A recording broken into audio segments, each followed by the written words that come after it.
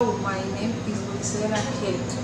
Today I am going to talk about what has been done to mitigate climate change in the global economy.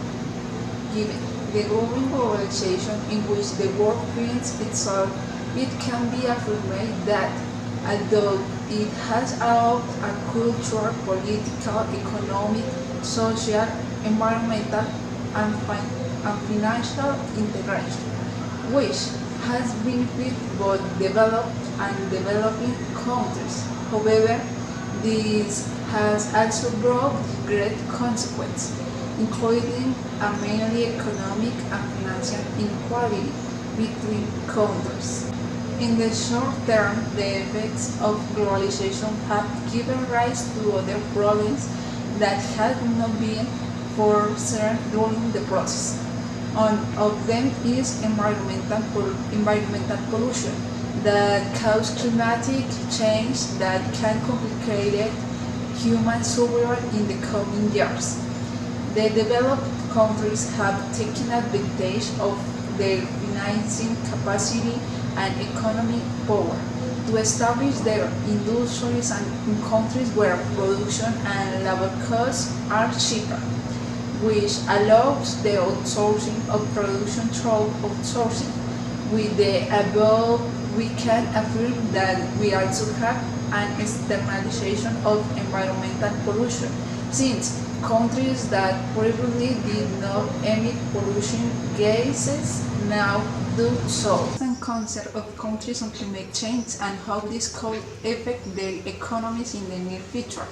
Agreements and conferences have been created to mitigate the effects produced by the increasing emission of greenhouse gases. In 1997, the Kyoto Protocol on Climate Change came in force, which is an international agreement that aims to reduce the emission of gases that cause global warming.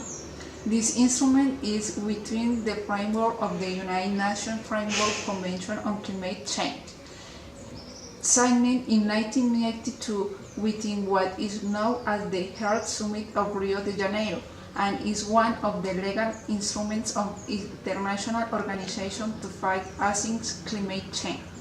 It contains the commitments assumed by the industrialized countries to reduce their emissions of some greenhouse gases responsible for global warming. In recent years, the agreement has been enforced, but is about to end in 2020, which is why the Paris Agreement has been created within the framework of COP21, which established a minimum cut for the reduction of gases pollution for our industrialized countries on this mitigate the effects of climatic change and global had already been signed by 95 countries in 2016, which allowed the ratification of the agreement. However, in June 2017, the President of the United States, Donald Trump, announced the withdrawal of this country from said agreement, gave his campaign promise in favor of the economic interests of the nation. All the other countries of the world reiterate their commitment and informed that they would not withdraw from the agreement, even if the United States did. The Latin American countries that had most been involved in achieving the objectives established in the agreement expressed their concern about the reduction of technology transfer and international financing that will imply the withdrawal of the United States for its energy transition process.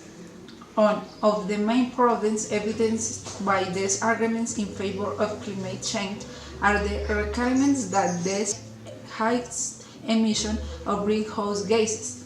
Since it is one of the most industrialized, but this country cannot meet the established requirements because it will no longer be competitive, so there are no tariff barriers that protect certain industries. This country cannot meet the established requirements because it will no longer be competitive. So there are no tariff barriers that protect certain industrial sectors. since there are imports of these products by countries that do not have to meet that goal. On the other hand, the energy mining sector is quite strong in the United States, which makes the country's economy depend in a certain way on this sector. Therefore, Donald Trump must make decisions that guarantee stability in the short term. Economic development of your country. However, in the long term, the consequences will be quite devastating if the necessary precautions are not taken to control global warming.